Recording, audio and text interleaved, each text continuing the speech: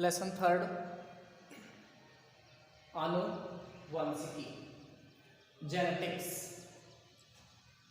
आनुवंशिकी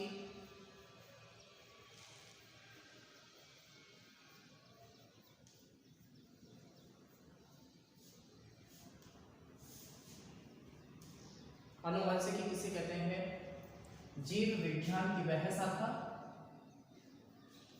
जीव विज्ञान की वह शाखा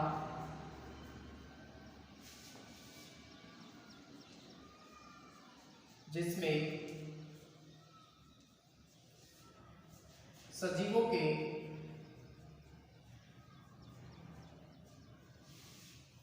लक्षणों, जीव विज्ञान की वह शाखा जिसमें सजीवों के लक्षणों की आनुवंशिकता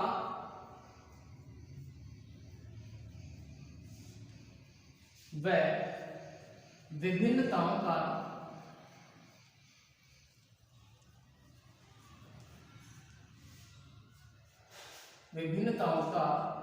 अध्ययन किया जाता है।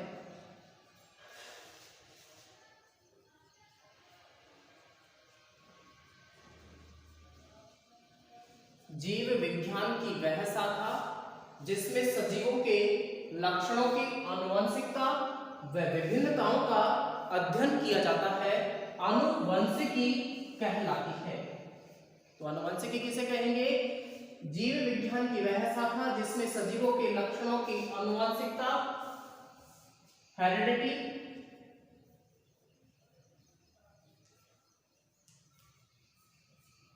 व विभिन्नताओं का अध्ययन किया जाता है, उसे आनुवंशिकी कहते हैं। ठीक है, आनुवंशिकी को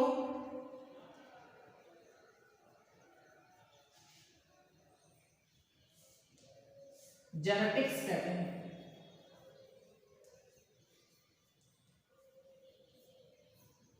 इस जेनेटिक्स शब्द की उत्पत्ति ग्रीक भाषा के जीन शब्द से हुई है। जेनेटिक्स शब्द की उत्पत्ति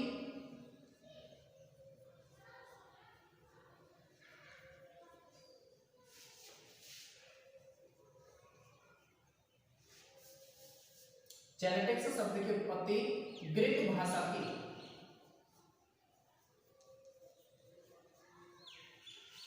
जीन शब्द से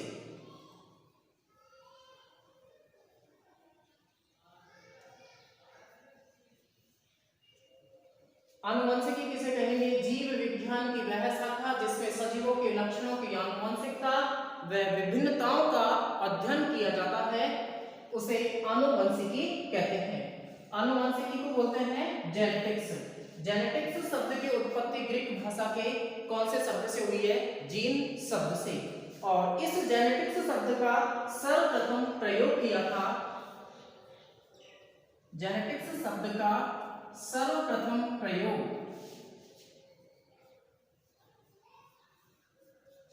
बैटसन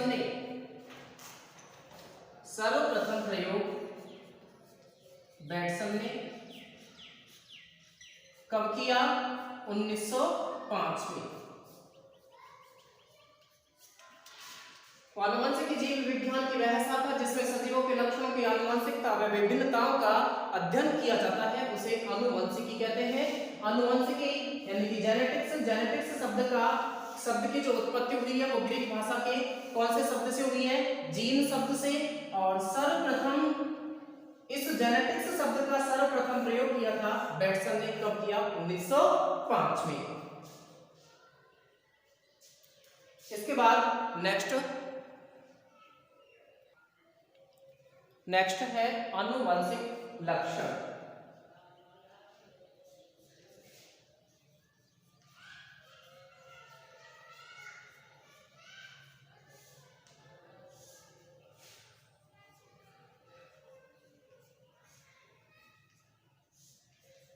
आनुवंशिक लक्षण किसे कहते हैं? सजीवों में लैंगिक जनन की क्रिया के समय, सजीवों में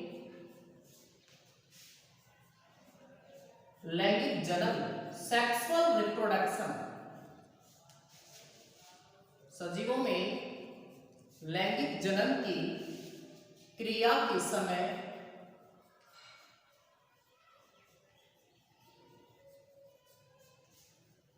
युग्मकों द्वारा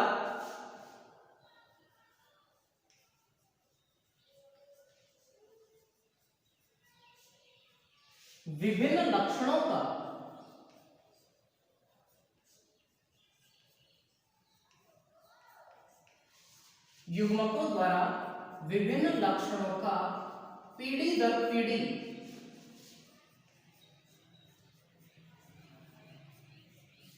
संचरण होता रहता है।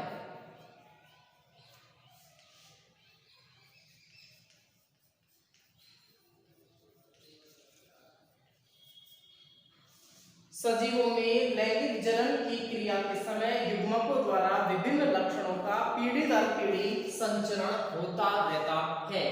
इन लक्षणों को आनुवंशिक लक्षण कहते हैं। तो आनुवंशिक लक्षण क्या होंगे कि सजीवों में लैंगिक जनन की क्रिया के समय युग्मकों द्वारा विभिन्न लक्षणों का पीढ़ी दर पीढ़ी, एक पीढ़ी से दूसरी पीढ़ी में पीढ़ी दर पीढ़ी संचरण होता रहता है। इन लक्षणों को ही क्या कहते हैं? आनुवंशिक लक्षण। नेक्स्ट है आनुवंशिकता। आनुवंशिकता हेरिडिटी।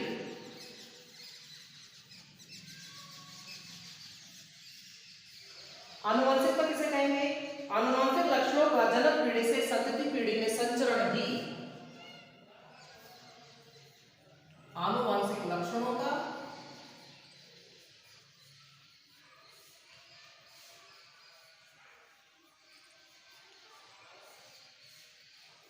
जनक पीढ़ी से, जनक यानी माता पिता, जनक पीढ़ी से संतति पीढ़ी में, संतति संतान,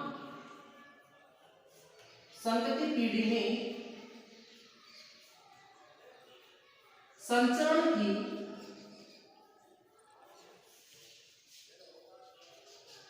आनुवंशिकता या वंशागति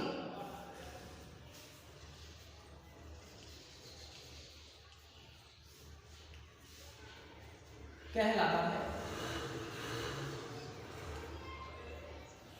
तो आनुवंशिकता किसे कहते हैं? आनुवंशिक लक्षणों का जनक पीढ़ी माता पिता से, संतति पीढ़ी संतान में संचरण, जाना, प्रवेश करना, पहुंचना ही आनुवंशिकता या वंशागति कहलाती है।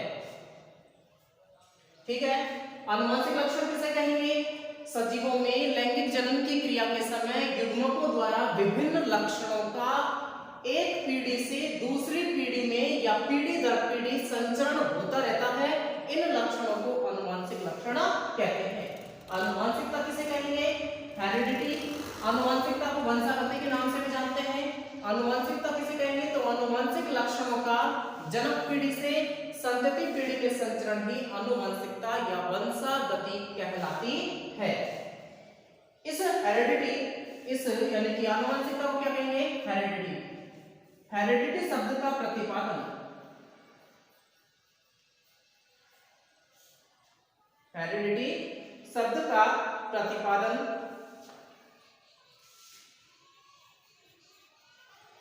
या वंशागति शब्द का प्रतिपादन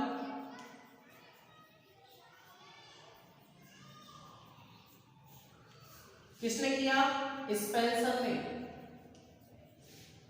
कब किया? 1863 में। इस हेरिडिटी शब्द का प्रतिपादन सर्वप्रथम स्पेंसर ने किया और कब किया? 1863 में। ठीक है। तो सबसे पहले बन पड़ा आनुवंशिक, आनुवंशिकी। आनुवंशिकी किसे कहते हैं? जीव विज्ञान की वह शाखा जिसमें सजीवों के लक्षणों के आनुवंशिकता व विभिन्नताओं का अध्ययन किया जाता है, उसे आनुवंशिकी कहते हैं। आनुवंशिकी को इंग्लिश में जेनेटिक्स कहते हैं। इस जेनेटिक्स शब्द की उत्पत्ति ग्रीक भाषा के जीन शब्द से हुई है। इस जेनेटिक्स शब्द का प्रतिपादन या प्रयोग सर्वप्रथम बेटसन ने किया। कब किया? 1905 में। उसके बाद हमने पढ़ा आनुवंशिक लक्षण। आनुवंशिक लक्षण किसे कहेंगे? सजीवों में लैंगिक जनन की क्रिया के समय युग्मकों द्वारा विभिन्न लक्षणों का पीढ़ी दर पीढ़ी संचरण होता रहता है। इन लक्षणों को आनुवंशिक लक्षण कहते हैं। नेक्स्ट अपन ने देखा आनुवंशिकता। आनुवंशिकता किसे कहेंगे? आनुवंशिकता को बोलते हैं हेरेडिटी या वंशागति। आनुवंशिक लक्षणों का जनक पीढ़ी से संतति पीढ़ी में संचरण ही आनुवंशिकता या वंशागति कहलाती है। इस हेरेडिटी शब्द का प्रतिपादन सर्वप्रथम किसने किया? स्पेंसर ने। कब किया? 1863 में।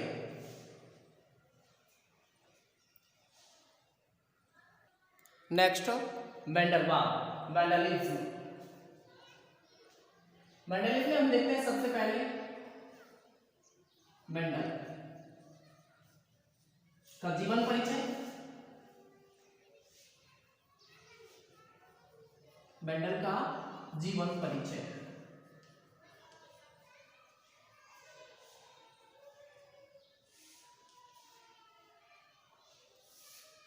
मेंडल का पूरा नाम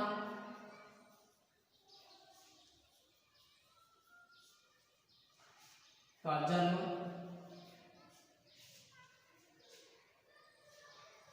मेंडल का पूरा नाम हो जाएगा ग्रेगर जॉन मेंडल।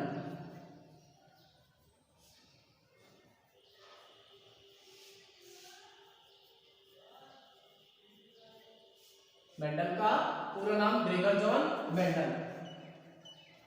जन्म कब हुआ? 22 जुलाई 1822। 22 जुलाई 1822 को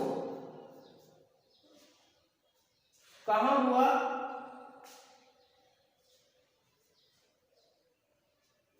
ऑस्ट्रिया के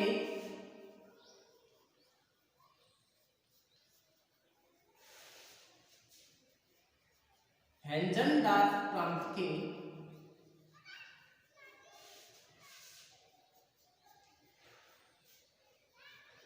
सिलिसियन गांव में।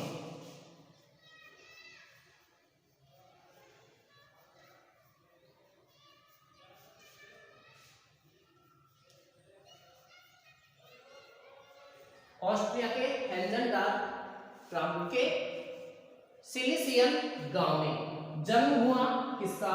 मेंडल का। तो मेंडल का पूरा नाम हो गया ग्रेगर जॉन मेंडल। मेंडल का जन्म 22 जुलाई 1822 को ऑस्ट्रिया के हेंजनडार्फ प्रांत के सिलिसियन नामक गांव में हुआ। नेक्स्ट, मेंडल को कहते हैं आनुवंशिकी का जनक। मेंडल को आनुवंशिकी का जनक कहते हैं।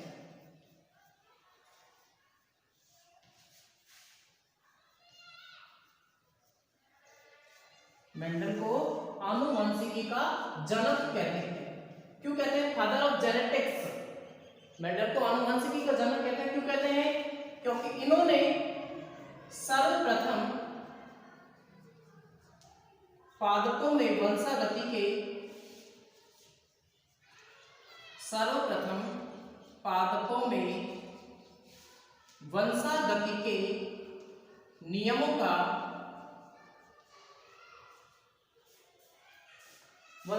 के नियमों का प्रतिपादन किया।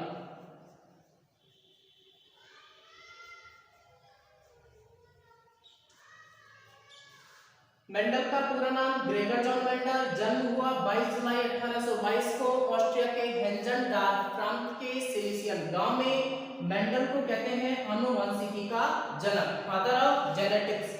क्यों कहते हैं? क्योंकि मेंडल ने सर्वप्रथम पादपों में वंशागति के नियमों का प्रतिपादन किया। सन 1842 में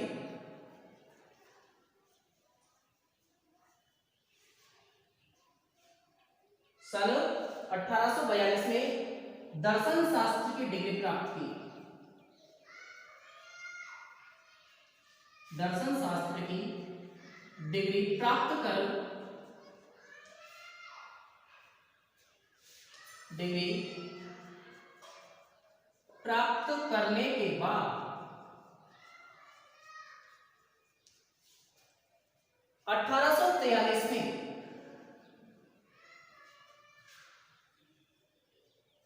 ऑस्ट्रिया के ब्रून शहर में ऑस्ट्रिया के ब्रून शहर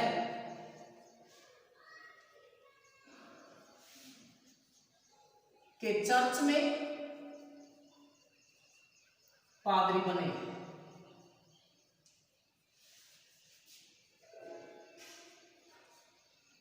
सन 1842 में दर्शन शास्त्र की डिग्री प्राप्त करने के बाद 1843 में ऑस्ट्रिया के ब्रून शहर के चर्च में पादरी बने। फिर चर्च ने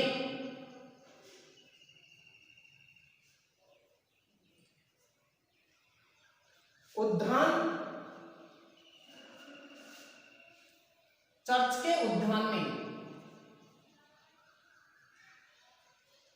के उद्यान में मेंडल ने उद्यान मटर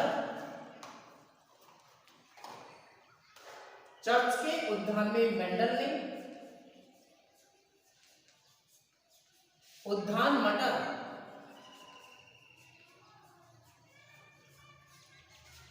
पाइसम सैटाइवम, मटर का वानस्पतिक नाम हो जाएगा पाइसम सैटाइवम। चर्च के उद्यान में मेंडल ने उद्यान मटर पाइसम सैटाइवम पर 7 वर्ष तक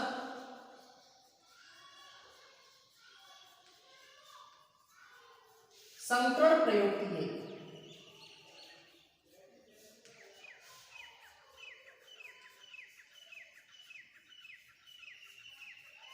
कब से कब तक? 1856 से लेकर 1863 तक। तो मेंडल का जीवन परिचय, मेंडल का पूरा नाम हो जाएगा ग्रेगर जॉन मेंडल। जन्म हुआ 22 जुलाई 1822 को ऑस्ट्रिया के हेंजनडार्फ प्रांत के सिलिसियन गांव में। मेंडल को आनुवांशिकी का जनक कहते हैं। क्यों कहते हैं? क्योंकि इन्होंने सर्वप्रथम पादपों में वंशागति के नियमों का क्या किया? प्रतिपादन किया। इसके बाद सन 1842 में दर्शन शास्त्र की डिग्री प्राप्त करने के बाद 1843 में ऑस्ट्रिया के ब्रून शहर के चर्च में पादरी बने।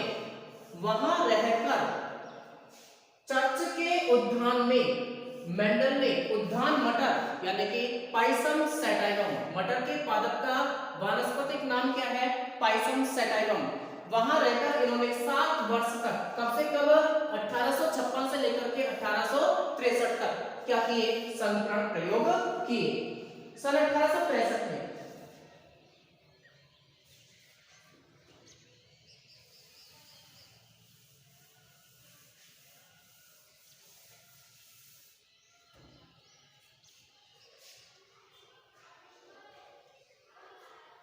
इन प्रयोगों के निष्कर्षों को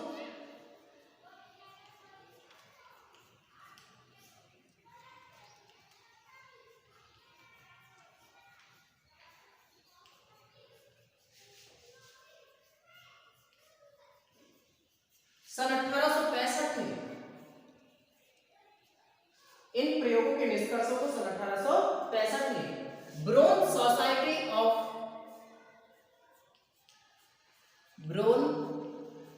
सोसाइटी ऑफ नेचुरल हिस्ट्री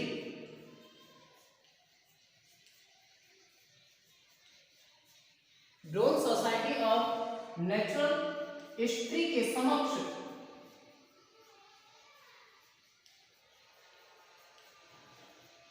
शोध पत्र के रूप में प्रस्तुत किया।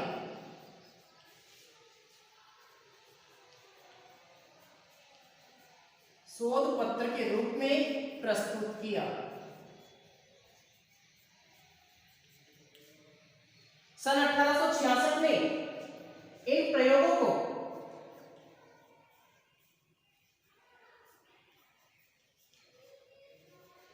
सन 1866 में इन प्रयोगों को सोसाइटी की वार्षिकी 1865 में इन प्रयोगों को सोसाइटी की वार्षिकी में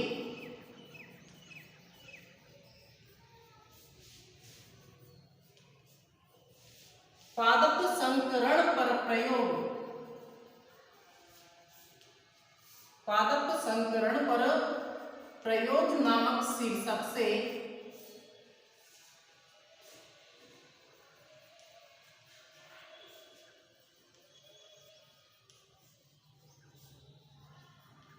प्रकाशित किया।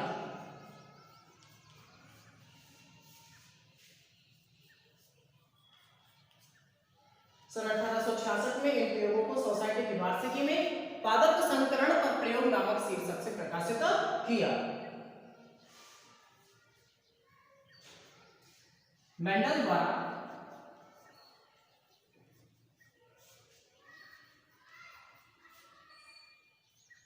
उद्यान मटर पर, मेंडल द्वारा उद्यान मटर पर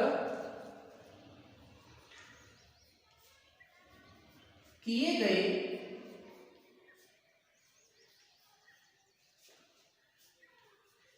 संकरण प्रयोगों के परिणामों के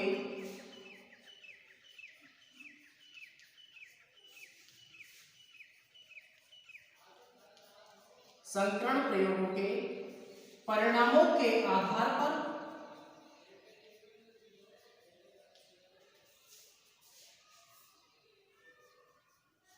वंशागति के नियमों का प्रतिपादन के आधार पर आनुवंशिकता या वंशागति के नियमों का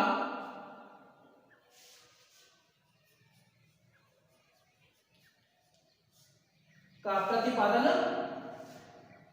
किया गया।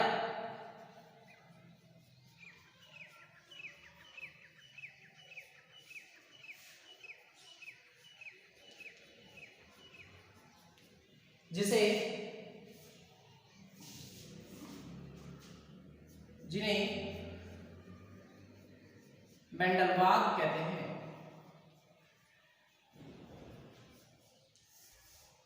जिन्हें क्या कहते हैं? मेंडलवाद। तो मेंडलवाद में सबसे पहले हमने पढ़ा मेंडल का जीवन परिचय। मेंडल का पूरा नाम हो जाएगा ग्रेगर जॉन मेंडल। मेंडल का जन्म कहाँ हुआ, कब हुआ? तो मेंडल का जन्म हुआ 22 जुलाई 1822 को ऑस्ट्रिया के हेंजनडार्फ प्रांत के सिलिसियन नामक गांव में।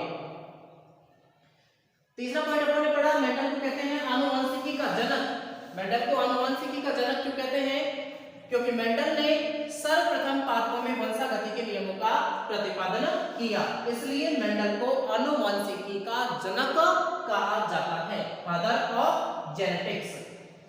सन 1842 में दर्शन शास्त्र की डिग्री प्राप्त करने के बाद 1843 में ऑस्ट्रिया के ब्रून शहर के चर्च में क्या बने? पादरी। वहां इन्होंने चर्च के उद्यान में, ऑस्ट्रिया के ब्रून शहर के चर्च में ये पादरी बने।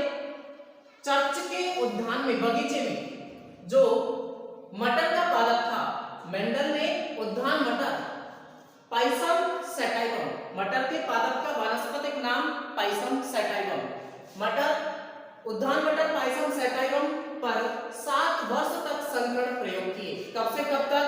1856 से लेकर के 1863 तक। इन प्रयोगों को जो इन्होंने 7 वर्ष तक प्रयोग किए, उन प्रयोगों को, इन प्रयोगों के निष्कर्ष जो निकले थे, उन निष्कर्षों को सन 1865 में ब्रून सोसाइटी ऑफ नेचुरल हिस्ट्री के समक्ष शोध पत्र के रूप में प्रस्तुत किया और सन 1866 में इन प्रयोगों को सोसाइटी की वार्षिकी में पादप संकरण पर प्रयोग नामक शीर्षक से प्रकाशित किया। मेंडल द्वारा उद्यान मटर पर, तो ये तो हो गया इसका जीवन परिचय तक का। मेंडल का पूरा नाम ग्रेगर जॉन मेंडल।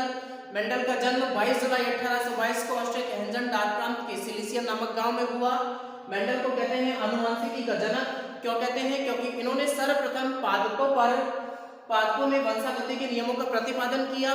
सन 1842 में दर्शन शास्त्र की डिग्री प्राप्त करने के बाद सन 1842 में ऑस्ट्रिया के ब्रून शहर के चर्च में पादरी बने। वहां रहकर इन्होंने चर्च के उद्यान में मेंडल ने उद्यान मटर पाइसम सैटाइवम पर कितने वर्ष तक 7 वर्ष तक संकरण प्रयोग किए। कब से कब तक किए? 1856 से लेकर के 1863 तक। जो प्रयोग इन्होंने किए थे उन प्रयोगों के निष्कर्षों को इन्होंने सन 1865 में ब्रून सोसाइटी ऑफ नेचुरल हिस्ट्री के समक्ष के समक्ष शोध पत्र के रूप में प्रस्तुत किया और सन 1866 में इन प्रयोगों को सोसाइटी की वार्षिकी में पादप संकरण पर प्रयोग नामक शीर्षक से प्रकाशित किया। ये तो हो गया इसका जीवन परिचय। फिर हम बात करते हैं मेंडलवाद किसे कहते हैं। तो मेंडलवाद क्या हो जाएगा?